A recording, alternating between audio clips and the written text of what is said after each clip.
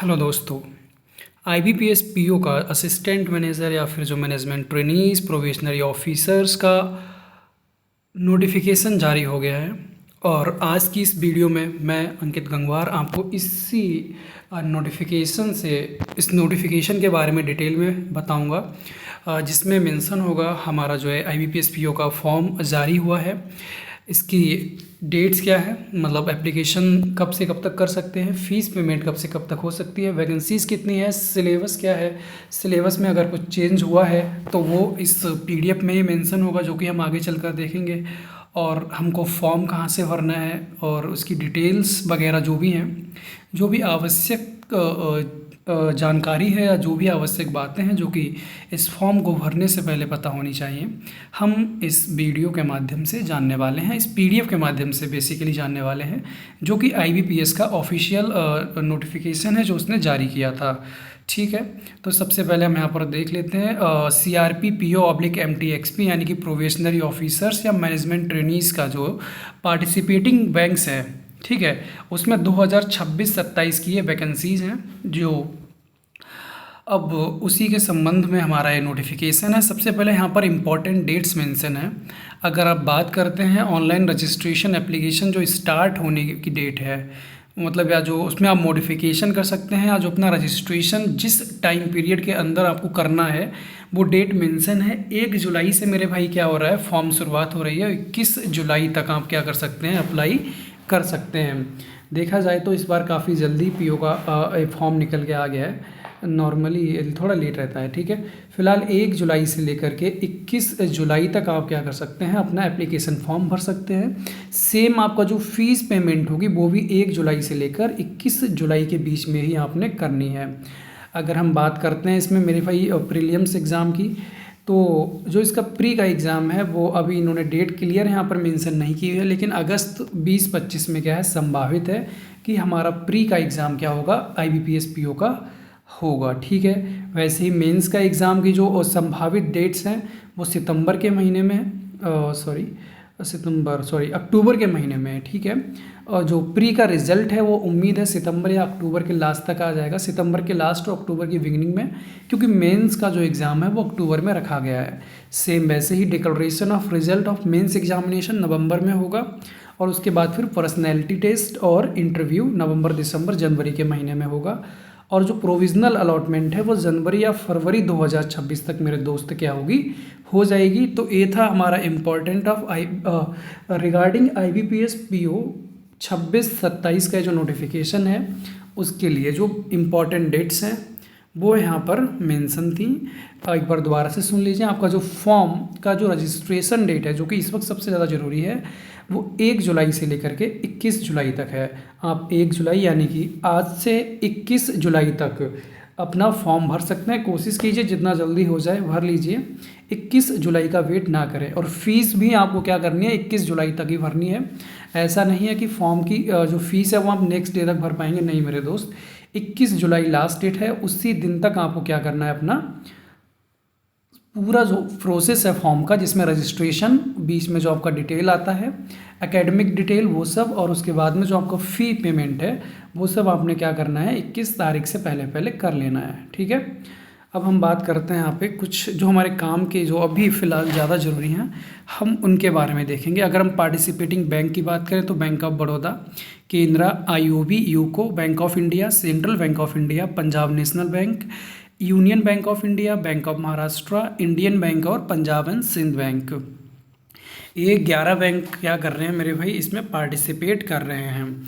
अगर हम बात करते हैं स्केल ऑफ पे, यानी कि आप जब इस पोस्ट पर, जो प्रोबेशनरी ऑफिसर या मैनेजमेंट ट्रेनी है, इस पर जब आप पोस्टेड हो जाएंगे या फिर जब आपकी जॉब लग जाएगी एग्ज़ाम को क्लियर करने के बाद, उसकी सभी फेजेस को क्लियर करने के बाद, तो आपका बेसिक सैलरी क्या रहने वाला है, आपका जो स्केल ऑफ पे होगा जिसके तहत आपको सैलरी मिलेगी वो क्या होगी, एक बार समझ लेते हैं मेरे भाई स्केल पे का क्या होता है।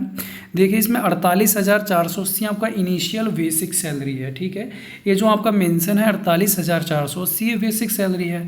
इसके बाद इसमें आपको HRA स्पेशल अलाउंस भी मिलेंगे, कुछ DRA मिलेगा, DA मिलेगा, आपको TA मिल जाएगा, और जो मतलब अलाउंसेस होते हैं जो कि एक ऑफिसर्स को मिलते हैं बैंक में, वो आपको मिलेंगे। तो अगर मैं अप्रॉक्स बात करूं, जो आपकी इन हैंड सैलरी है वो अप्रॉक्स 75K के करीब पहुंच जाएगी। ठीक है, तो हम देख लेते हैं यहाँ पर बेसिक जो हमारा रहेगा शुरुआत में 48,480 रुपये रहेगा, और उसके बाद में आप यहाँ पर देखेंगे 2000/7। इसका मतलब है आपको फिर क्या होंगे, 2-2 हज़ार रुपये के साथ बेसिक सैलरी में क्या होंगे, आपके इंक्रीमेंट होंगे। और उसके बाद जो आपका सैलरी हो जाएगा 62,480 हो जाएगा। फिर 2 इंक्रीमेंट मिलेंगे 2340 रुपये के, और इसी तरीके से इस स्केल के हिसाब से आपका सैलरी बढ़ेगा। और हाईएस्ट जो बेसिक सैलरी होगा वो 85,920 हो जाएगा। ठीक है, ये हमारा पूरा सर्विस में अगर आप देखें तो 7, 2, 9 और 10-7-17, मतलब 17-18 साल का एक हमारा इंक्रीमेंट का प्लान है।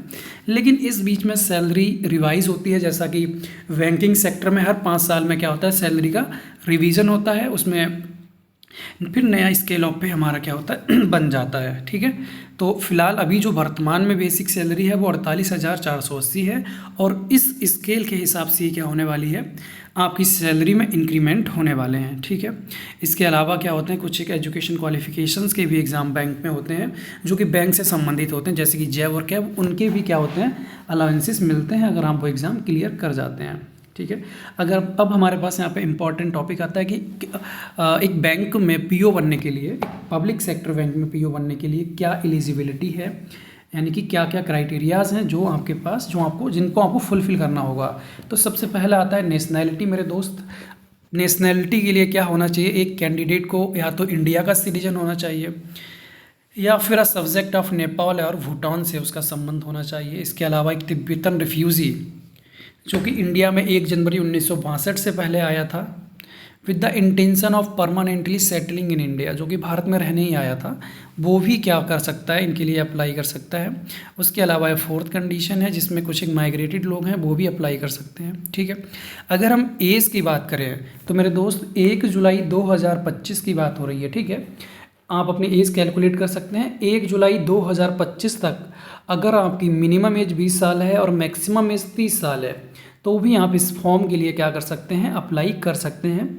या उसको इन्होंने और भी आसान बना दिया है, अगर आपकी डेट ऑफ बर्थ है वो 2 जुलाई 1995 से पहले की नहीं है और 1 जुलाई 2005 के बाद की नहीं है, तो आप क्या कर सकते हैं, इस फॉर्म के लिए अप्लाई कर सकते हैं। ठीक है, यानी कि आपका जो DOB है वो 2/7/1995 से पहले का नहीं होना चाहिए और 1/7/2005 के बाद का नहीं होना चाहिए, तो आप क्या करेंगे, इसमें फॉर्म अप्लाई कर सकते हैं। ठीक है, इसके अलावा कुछ एक रिलैक्सेशंस भी मिलते हैं अपर एज लिमिट में। लोअर एज में कोई भी रिलैक्सेशन नहीं है, वो सबके लिए 20 साल है, लेकिन अपर एज में कास्ट वाइज क्या होता है, कैटेगरी वाइज क्या होता है मेरे दोस्त, आपको रिलैक्सेशन भी मिलता है, जिसमें schedule caste and schedule tribe के लिए यानी कि SC STs वालों के लिए 5 साल का है, OBC के लिए 3 साल का है, और जो पर्सन विद बेंचमार्क डिसेबिलिटीज़ हैं उनके लिए 10 साल का मेरे भाई क्या रहता है, इसमें एज रिलैक्सेशन रहता है। इसके अलावा 5 साल का जो एज रिलैक्सेशन है वो एक्स सर्विसमैन्स को, commissioned officers including emergency commissioned officers को, जो शॉर्ट सर्विस कमीशन्ड ऑफिसर्स होते हैं जिन्होंने 5 साल की मिलिट्री सर्विस एटलीस्ट दी हो, तो उनको भी क्या मिलता है मेरे भाई, मतलब जिनके पास भी एक्स सर्विसमैन का दर्जा है उनको भी 5 साल का एज रिलैक्सेशन इसमें प्राप्त होता है। ठीक है, और जो रिलैक्सेशन अपर एज लिमिट में मिलता है वो SC ST को मिलता है और OBC में उन कैंडिडेट्स को मिलता है जो कि नॉन क्रीमी लेयर के कैंडिडेट होते हैं। ठीक है, जिनके पास नॉन क्रीमी लेयर OBC के अंतर्गत क्या होता है मेरे भाई, सर्टिफिकेट होता है, उनको ही ये रिलैक्सेशन प्राप्त होता है। इसके अलावा जो जनरल कैटेगरी के कैंडिडेट्स हैं जो कि EWS कैटेगरी से संबंधित होते हैं, उनको कोई भी एज रिलैक्सेशन नहीं मिला हुआ है। ठीक है, ये बहुत इंपॉर्टेंट है। EWS कैटेगरी के कैंडिडेट्स जो कि जनरल के होते हैं, जनरल कैटेगरी के होते हैं, और EWS का कोटा जिनके पास होता है या जिनका रिजर्वेशन जो EWS का फ़ायदा लेते हैं, वो उनके लिए अपर एज लिमिट में कोई भी रिलैक्सेशन नहीं है। ठीक है, अब हम बात करते हैं मेरे भाई, यहाँ से एक अगला पॉइंट देखते हैं, और यहाँ पर देख सकते हैं आप, in case of candidates belonging to OBC category, उनके लिए बहुत इंपॉर्टेंट है। अगर आप OBC कैटेगरी से बिलोंग करते हैं तो आपके लिए आपका जो सबसे पहले मेन चीज़ मैं बता देता हूँ, ध्यान से सुन लीजिए, आपका जो सर्टिफिकेट है वो 1 अप्रैल 2025 के बाद का होना चाहिए। ठीक है, क्या होना चाहिए आपका जो ओबीसी का जो सर्टिफिकेट होगा जिसके बेस पर आप अपना रिजर्वेशन क्लेम करेंगे वो 1 अप्रैल 2025 के बाद का होना चाहिए। और उसमें क्लियरली एक क्लॉज है जो कि मेंशन होता है, जो कि नॉन क्रीमी लेयर से संबंधित है, वो उसमें मेंशन होना चाहिए। यानी कि जो भी आपकी पर्टिकुलर जो कास्ट है, जो सब कास्ट है, वो गवर्नमेंट ऑफ इंडिया के उस रूल्स के तहत में क्या उसके तहत क्या होती है कि नॉन क्रीमी लेयर है और वो रिजर्वेशन मतलब इस तरीके का क्लॉज होता है। प्रॉपर जो उसकी वर्डिंग्स हैं वो मुझे नहीं पता, जो उसके शब्द हैं वो मुझे याद नहीं है, मतलब वो क्लॉज मेंशन होता है, ठीक है, वो उसमें रहता है। आप अपने जो भी आपका सीएससी है पड़ोस में, उस पर जाके अगर आप ओबीसी कैंडिडेट हैं तो आप इसके लिए अप्लाई करवा सकते हैं अगर आपने अप्लाई नहीं किया है। इसमें रजिस्ट्रेशन डेट का कोई लोचा नहीं होता है, फाइनेंशियल ईयर का होता है। यानी कि अगर आप अभी FY 25 की बात करें तो इस ईयर में मतलब FY 25 से लेके FY 2025-26 का मेरा भाई जो FY है उसके लिए आपका जो फाइनेंशियल इस ईयर के लिए जो आपका ओबीसी का जो नॉन क्रीमी लेयर का जो सर्टिफिकेट है वो 1 अप्रैल 2025 से लेके 31 मार्च 2026 तक वैलिड रहता है। और वो आप यहाँ पर क्या कर सकते हैं मेरे दोस्त, इसको अपना जो भी आपका सीएससी है, तहसील है, वहाँ पर जाके अपना इसको बनवा सकते हैं। और लेकिन अभी अगर आपने इसके लिए बनाया हुआ नहीं है तो कोई टेंशन लेने की बात नहीं है। अगर आप ओबीसी कैंडिडेट हैं आप अपना अप्लाई कर दीजिए। मतलब जब भी आपका डॉक्यूमेंट वेरिफिकेशन या फिर इंटरव्यू में जब भी आपसे डॉक्यूमेंट मंगाए जाएंगे उस वक्त आपके पास अपना सर्टिफिकेट होना चाहिए। इस वक्त अगर आपके पास नहीं है तो चाहे तो आप अप्लाई करने के लिए अभी दे दें या फिर बाद में भी दे सकते हैं, लेकिन जब आपके सारे एग्ज़ाम्स की फेज जो है मेंस तक की क्लियर हो जाएंगे उसके बाद आपको क्या होता है अपना सर्टिफिकेट दिखाना होगा, जो कि 1 अप्रैल 2025 के बाद इशू हुआ होना चाहिए, ठीक है। ऐसे ही हमारे पास यहाँ पर विजुअल जो इम्पेयरमेंट की कैटेगरीज यहाँ पर बताई गई हैं उसमें काफ़ी बड़ा है। फ़िलहाल तो मैं अभी यहाँ पे अगले टॉपिक पे चलता हूँ। काफ़ी कंडीशंस हैं, जो भी आपके काम की कंडीशंस हैं वहाँ पे यहाँ पर पढ़ सकते हैं। यहाँ पर आप देख सकते हैं स्क्राइब्स, जो हमारे PWD कैंडिडेट्स होते हैं, जो फिजिकली चैलेंज जो कैंडिडेट्स हैं उनके लिए मेरे भाई स्क्राइब का भी यहाँ पर प्रावधान किया गया है, ठीक है। इसको आप पढ़ सकते हैं, यहाँ पे काफ़ी कंडीशंस हैं, लेकिन मैं अभी कुछ आगे की कंडीशंस पे चलता हूँ। ओके, यहाँ पर EWS आप यहाँ पर देख सकते हैं। EWS कैंडिडेट जो कि जिनको मेरे भाई EWS का फ़ायदा मिल सकता है वो उनके लिए कंडीशंस दी हुई हैं कि क्या क्या कंडीशंस हैं कि आप EWS का फ़ायदा ले सकते हैं, लेकिन इसके लिए आपको भी सर्टिफिकेट एक क्या होता है लास्ट में दिखाना पड़ता है। इसके अलावा इनकम एंड एसेट सर्टिफिकेट भी क्या होता है मेरे भाई लास्ट में शो करना पड़ता है। तो जो भी EWS का लाभ उठाना चाहते हैं जो भी कैंडिडेट, वो एक बार इस नोटिफिकेशन को डाउनलोड कर लें और इन कंडीशंस को ज़रा ध्यान से पढ़ लें, अच्छे से पढ़ लें। और जो जो डॉक्यूमेंट्स हैं वो आपको मतलब अगर आप सीधी सी बात है, अगर आप किसी भी प्रकार का कोई भी रिजर्वेशन, आरक्षण या कुछ भी लाभ लेना चाहते हैं तो उससे संबंधित डॉक्यूमेंट आपको देना पड़ेगा और उसकी क्या कंडीशंस हैं वो इस नोटिफिकेशन से आप पढ़ सकते हैं। वहीं अगर हम बात करते हैं मेरे भाई IBPS PO या फिर एक ऑफिसर बैंक में बनने के लिए आपकी एजुकेशनल क्वालिफिकेशन की, तो उसके लिए क्लियरली मेंशन है 21 जुलाई 2025 जो कि लास्ट डेट ऑफ रजिस्ट्रेशन है। उससे पहले या उस तक 21 जुलाई तक आपका क्या होना चाहिए, ग्रेजुएशन आपका कंप्लीट हो जाना चाहिए किसी भी रिकॉग्नाइज्ड यूनिवर्सिटी से, जो कि गवर्नमेंट ऑफ इंडिया के द्वारा रिकॉग्नाइज्ड हो, सेंट्रल गवर्नमेंट के द्वारा रिकॉग्नाइज्ड हो। आपके पास एक वैलिड मार्कशीट या डिग्री होनी चाहिए जिसका जो डेट ऑफ पासिंग जिसमें हो वो 21 जुलाई 2025 या उससे पहले की होनी चाहिए। तब आप क्या कर सकते हैं मेरे दोस्त, इस फॉर्म के लिए, इस पोस्ट के लिए आप अप्लाई कर सकते हैं, ठीक है। अब वहीं अगर हम आगे बढ़ते हैं अब इसमें, ठीक है, एप्लीकेशन फ़ीस की अगर हम बात करें तो इस का जो एप्लीकेशन फ़ीस और जो इंटीमेशन चार्जेस हैं 175 रुपये SC ST और PWD कैंडिडेट्स के लिए है। बाकी जो अदर कैंडिडेट्स हैं उनके लिए 850 रुपये मेरे भाई क्या होता है फ़ीस आपका पड़ने वाला है, ऑनलाइन एप्लीकेशन फ़ीस। और 1 जुलाई से लेकर के 21 जुलाई के बीच में ही आपको ये डेट अपना फ़ीस जो होगा वो पेमेंट करना होगा। वहीं अगर हम बात करते हैं स्ट्रक्चर ऑफ एग्जामिनेशन की, तो पैटर्न प्री का देखा जाए तो सेम ही लग रहा है, पुराना वाला ऑब्जेक्टिव टेस्ट है, इंग्लिश लैंग्वेज के 30 क्वेश्चन आएंगे, क्वांटिटिव एप्टीट्यूड के 35 और रीजनिंग एबिलिटी के 35 क्वेश्चन, लेकिन ओके, यहाँ पर थोड़ा सा चेंज देखा गया है, ठीक है। जो स्ट्रक्चर ऑफ एग्जामिनेशन है उसमें थोड़ा सा यहाँ पर चेंज हुआ है। अगर आप देखेंगे आपका इंग्लिश लैंग्वेज का क्या हुआ है मेरे भाई, नंबर ऑफ क्वेश्चन 30 थे, मैक्सिमम मार्क्स भी 30 है, टाइम 20 मिनट ही मिलेगा। क्वांटिटिव एप्टीट्यूड में नंबर ऑफ क्वेश्चंस पहले जैसे 35 ही हैं, लेकिन जो मैक्सिमम मार्क्स हैं वो कम हो गए हैं। पहले 1 नंबर का 1 क्वेश्चन हुआ करता था, लेकिन अब 35 क्वेश्चन जो हैं वो केवल 30 नंबरों के होंगे और जो टाइम मिलेगा वो 20 मिनट का मिलेगा। वहीं रीजनिंग एबिलिटी की बात करें तो इसके जो 35 क्वेश्चन हैं वो 40 नंबर के हो गए, यानी कि इस बार रीजनिंग को ज़्यादा वेटेज दिया गया है, रीजनिंग के जो मार्क्स हैं वो बढ़ गए हैं और इसके लिए जो टाइम है वो 20 मिनट ही दिया गया है, ठीक है। टोटल मार्क्स आपका, टोटल क्वेश्चंस आपके पास 100 होंगे, मैक्सिमम मार्क्स भी आपका 100 होगा और टोटल जो टाइम अलॉट किया जाएगा आपको 60 मिनट का मिलने वाला है, ठीक है। तो एक बार दोबारा से मेरे भाई इसको आप दोबारा से देख लीजिएगा। प्रीलिम्स एग्ज़ाम का जो ये पैटर्न है इस बार इसमें चेंज देखने को मिला है, उसका स्ट्रक्चर में चेंज देखने को मिला है, ठीक है। वहीं अगर हम बात करते हैं मेंस एग्ज़ाम में तो नंबर ऑफ क्वेश्चन 40 रीजनिंग के और मार्क्स क्या रहने वाले हैं मेरे भाई, 60 रहने वाले हैं, टाइम 50 मिनट का। वहीं जनरल इकोनॉमी के जो बैंकिंग अवेयरनेस के क्वेश्चंस थे वो नंबर ऑफ क्वेश्चंस कितने हो गए हैं, 35 हो गए हैं और जो मैक्सिमम मार्क्स हैं वो 50 इसके हो गए हैं, ठीक है। वहीं इंग्लिश लैंग्वेज की बात करें तो 35 क्वेश्चन 40 नंबर के और डाटा एनालिसिस एंड इंटरप्रिटेशन में भी 35 क्वेश्चन आपको मिलेंगे 50 नंबर के। टोटल 145 क्वेश्चन, टाइम आपको मिलेगा मार्क्स आपको टोटल होंगे 200 और टाइम मिलेगा 160 मिनट, ठीक है। वहीं अगर हम बात करते हैं डिस्क्रिप्टिव पेपर एक आता है आपके पास जिसमें जो कि 25 मार्क्स का होता है और इसके लिए आपको टाइम मिलता है 30 मिनट का और इसमें आपको 2 क्वेश्चंस मिलते हैं, ठीक है।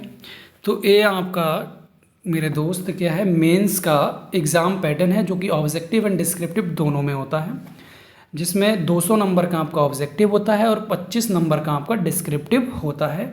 कंप्यूटर पे ही आपके पास क्या होता है, एक ऐसे और एक लेटर नॉर्मली लिखने को आते हैं, ठीक है, वो आपका डिस्क्रिप्टिव पेपर होता है। डिस्क्रिप्टिव पेपर का स्कोर भी आपका क्या होता है, कैलकुलेट किया जाता है।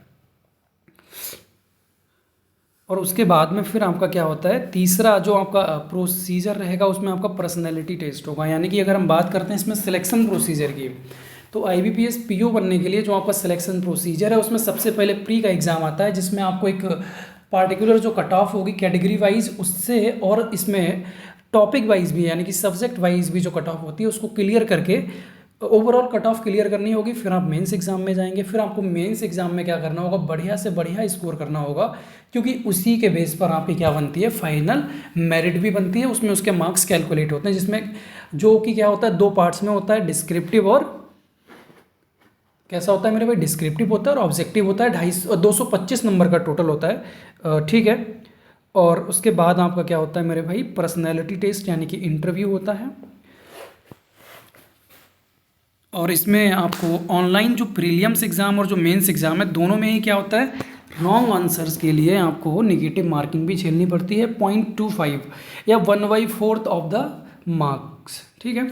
जो भी मान लीजिए एक पार्टिकुलर क्वेश्चन है उसमें आपको 1 नंबर उस क्वेश्चन के लिए दिया जा रहा है, उसमें आप अगर गलत कर देते हैं तो आपको क्या होगा, एज अ पेनल्टी उस पर 1/4 हो जाएगा, यानी कि आपका टोटल -1.25 स्कोर हो जाएगा, ठीक है भाई। अगर हम बात करते हैं कट ऑफ स्कोर्स की, तो ये तो आप समझ ही रहे हैं, इसमें आपका प्रीलिम्स में मेंस में हर तरफ कट ऑफ लगती है। पहले प्री में कट ऑफ लगेगी, फिर मेंस में कट ऑफ लगेगी, मेंस के बाद आपकी एक फाइनल कट ऑफ बनती है जिसमें मेंस और इंटरव्यू का स्कोर लिया जाता है।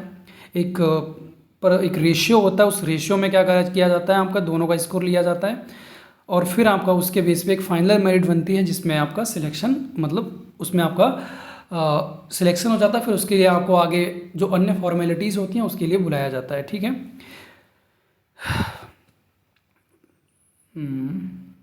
अब यहाँ तक तो आई होप आपको सब समझ में आ गया होगा। अब हम यहाँ पर बात करते हैं कि आपको इंटरव्यू के टाइम पर कौन कौन से, या डॉक्यूमेंट वेरिफिकेशन के टाइम पर या फिर ज्वाइनिंग के टाइम पर आपको कौन कौन से डॉक्यूमेंट लेकर के जाना पड़ेगा, ठीक है। इसके लिए सबसे पहले दिया गया है आपको एक soft copy of requisite documents की PDF फॉर्मेट में मिल जाएगी ऑनलाइन, नहीं तो इतना काम का नहीं है। चलो यहाँ पे देखते हैं हम।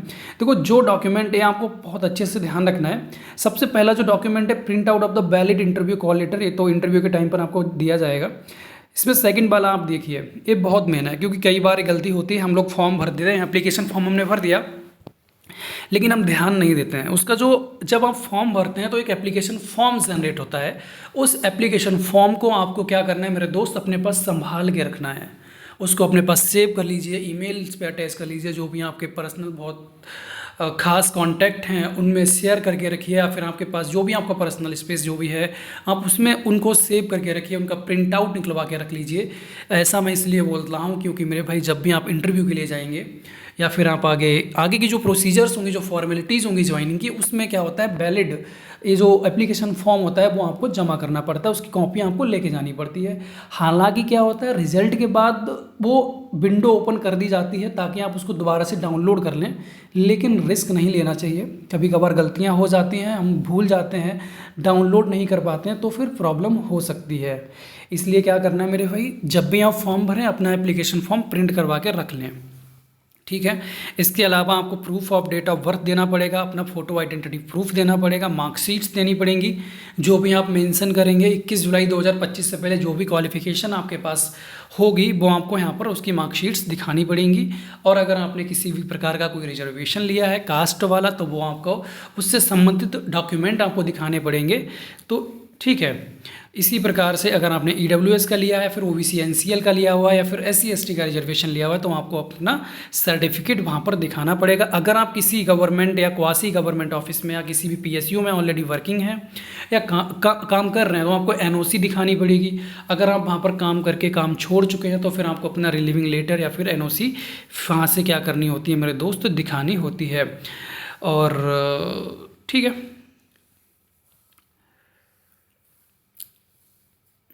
अब हमारे पास यहाँ पर आता है प्रोविज़नल अलॉटमेंट, उसकी कंडीशंस यहाँ पर मेंशन है। आइडेंटिटी वेरिफिकेशन के लिए जो डॉक्यूमेंट्स आपको देने पड़ेंगे, मतलब जो जो डॉक्यूमेंट आप ऐसा आइडेंटिटी अपनी लगा सकते हैं, उसमें यहाँ पर क्लियर मेंशन है, राशन कार्ड और जो लर्नर का ड्राइविंग लाइसेंस है वो आपका एक वैलिड ID प्रूफ नहीं माना जाएगा, ठीक है। इस चीज़ को आप ध्यान रखिए। कोई भी कैंडिडेट जिसने अपना नाम बदला होगा will be allowed only if they produce, अगर वो क्या करते हैं मेरे भाई ओरिजिनल गैजेट नोटिफिकेशन लेके जाते हैं या फिर उनकी ओरिजिनल मार्कशीट या एफिडेविट लेकर जाएंगे, तभी उनको एग्ज़ाम देने के लिए अलाउ किया जाएगा। और एक चीज़ और, अगर जब आप क्या करते हैं, जब फॉर्म भरते हैं तो उसमें सिग्नेचर का आता है, सिग्नेचर को आपको कैपिटल लेटर में कहीं पर भी नहीं करना है, ठीक है, ओके, वो आपको यहाँ पर नहीं करना होगा। और इसके अलावा अब हम काम का देख लेते हैं। यहाँ पर इंस्ट्रक्शंस दिए गए हैं एग्ज़ाम सेंटर के लिए। ये तो आपको क्या होगा, जब आपके पास फॉर्म आएगा तब आपको सारे इंस्ट्रक्शंस दोबारा से दे दिए जाएंगे, मतलब जब आपके पास एडमिट कार्ड आएंगे उसमें सभी इंस्ट्रक्शंस मेंशन होंगे, हम उस टाइम पर इनको देख लेंगे। अब यहाँ पर आता है मेरे भाई एप्लीकेशन फॉर्म की। अब हम फटाफट इसको ख़त्म कर लेते हैं। यहाँ पे वैकेंसीज़ कहाँ पे हैं, एक बार वैकेंसीज़ देख लेते हैं हम।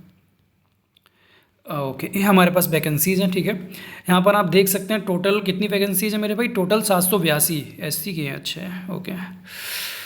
And you are total 5208 vacancies हैं मेरे भाई, ठीक है।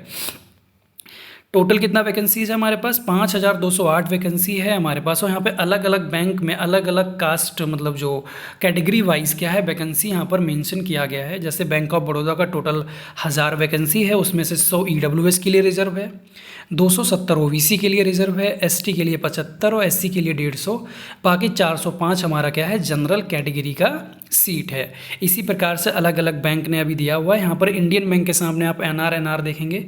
ये वैकेंसीज अभी आई नहीं है, उम्मीद है कि ये बाद में अपडेट की जाएंगी, यानी कि जो आपकी टोटल वैकेंसीज 5208 हैं, इनके अभी और ज़्यादा बढ़ने की यहाँ पर संभावना है, क्योंकि इन्होंने अभी वैकेंसीज को रिपोर्ट नहीं किया है, ठीक है। और यहाँ पर आप देख सकते हैं आपके प्रीलिम्स और मेंस एग्ज़ाम के लिए जो सेंटर्स किस स्टेट में कहाँ कहाँ पर रहने वाले हैं वो यहाँ पर मेंशन है। आप फॉर्म जब भरेंगे तब भी आपके पास ये रहेगा, आप वहाँ पर स्टेट चूज़ करेंगे, उसके साथ में जो भी वहाँ के सेंटर्स होंगे वो आपको साथ में मिल जाएंगे चूज़ करने के लिए, ठीक है। और यहाँ पर आपको क्या होगा, फॉर्म भरने के टाइम पर आपको कुछ एक डॉक्यूमेंट्स भी क्या करने होंगे, अपलोड करने होंगे, जिसमें कि आपका क्या होगा, आपका फ़ोटोग्राफ होगा, एक सिग्नेचर आपको अपलोड करना पड़ेगा, आपका लेफ़्ट थंब इम्प्रेशन आपको देना पड़ेगा, हैंड रिटन डिक्लेरेशन एक आपको अपलोड करना होगा, 10th की मार्कशीट होगी, और जो सर्टिफिकेट्स मेंशन होंगे जो कि मांगे जाएंगे आपको, वो वहाँ पर आपको अपलोड करने होंगे, ठीक है। बाकी तो आई होप इसमें सब कुछ क्लियर है। यहाँ पर आप देख सकते हैं जो कि आपका हैंड रिटन डिक्लेरेशन होगा वो इस तरीके से होगा, I dash name of candidate hereby declare that all that information submitted by me in the application form is correct, true and valid. I will present the supporting documents as and when required. ये आपका क्या होगा, hand written declaration होगा, ये आपको देना होगा, upload करना होगा, ठीक है। और तो इसमें कुछ नहीं है, ठीक है। बाकी आप देख लीजिएगा इसमें जो आपके काम का है। और लास्ट में यहाँ पर कुछ ये क्या दिए गए हैं, फॉर्म दिए गए हैं। और इस नोटिफिकेशन को भी आप संभाल के रखिए। जो फॉर्म्स हैं मेरे भाई, इनको आपको लास्ट में क्या होता है, जब आप डॉक्यूमेंट वेरिफिकेशन के लिए जाते हैं, इंटरव्यू के टाइम पे जाते हैं, तब ये फॉर्म्स आपको वहाँ पर क्या होते हैं, ज़रूरत पड़ते हैं। इनको आपको इस फॉर्मेट में लेके जाना होता है, ठीक है। और तो ठीक, बाकी अगर हम बात करते हैं इसको एप्लीकेशन को अप्लाई कैसे करना है, तो इसके लिए सबसे पहले आपको जाना होगा IBPS की वेबसाइट पे। मेरा नेट यहाँ पर स्लो है, ठीक से चल नहीं रहा है, वरना मैं आपको करके दिखा देता। बाकी मैं आपको स्टेप्स बता देता हूँ। सबसे पहले आपने क्या करना है, इस लिंक के थ्रू आपने वेबसाइट पे जाना है, वहाँ पर जाके आपने रजिस्ट्रेशन करना है। रजिस्ट्रेशन के लिए आपके पास ऑप्शन आएगा। जब आप रजिस्ट्रेशन करेंगे तो आपसे वहाँ पर नॉर्मल सी कुछ एक सामान्य सी जो जानकारी होती है वो आपसे मांगी जाएगी, ठीक है। जब आप अपना जानकारी उसमें ईमेल नंबर, मोबाइल नंबर इत्यादि, यहाँ पर नाम, जो भी डिटेल्स हैं वो आप भर देंगे, तो आपके पास क्या होगा, आप उसको जब सबमिट करेंगे तो आपके पास एक मेल आएगा। आपको मोबाइल पर जो भी आपने नंबर डाला होगा उस पर SMS आएगा, जिसमें आपका रजिस्ट्रेशन नंबर और उसके साथ एक पासवर्ड मेंशन किया जाएगा, ठीक है। उसके बाद आप उसकी मदद से लॉगिन भी कर सकते हैं, या फिर उसी वक्त आप अपना फॉर्म अगर बैक ना करें तो उसको कंटिन्यू भी कर सकते हैं। और फिर आप उसमें क्या करेंगे, एप्लीकेशन के जो अगले स्टेप्स हैं, जिसमें आपका पर्सनल डिटेल, आपका एड्रेस वगैरह और आपकी जो एजुकेशन क्वालिफिकेशंस हैं वो सब मांगी जाएंगी, वो सब पूछी जाएंगी। वो वहाँ पर आप फिल करेंगे। फ़ोटोज़ जो भी आपके डॉक्यूमेंट्स अपलोड करने के लिए बोले जाएंगे वो आप अपलोड करेंगे, जैसे कि आपका लेफ्ट थंब इम्प्रेशन, आपका मार्कशीट, आपका सिग्नेचर। अब तो फोटो पहले हो जाएगा, ठीक है। सिग्नेचर फोटो अपलोड होगा, आपका लेफ्ट हैंड जो थंब इम्प्रेशन है, हैंड रिटन डिक्लेरेशन और 10th की मार्कशीट जो कि इन्होंने मेंशन की हुई है, वो सब आपको अपलोड करना है। उसके बाद आपने क्या करना है मेरे दोस्त, अपना फीस पेमेंट के लिए बढ़ जाना है। मतलब आपका वो सब सिलेक्ट भी करना है साथ में। इसी बीच में आपका क्या होगा, स्टेट आपका सिलेक्ट करना होगा। आप एग्जामिनेशन कहाँ पर एग्ज़ाम देना चाहते हैं, क्या सेंटर लेना चाहते हैं, वो सब आपको चूज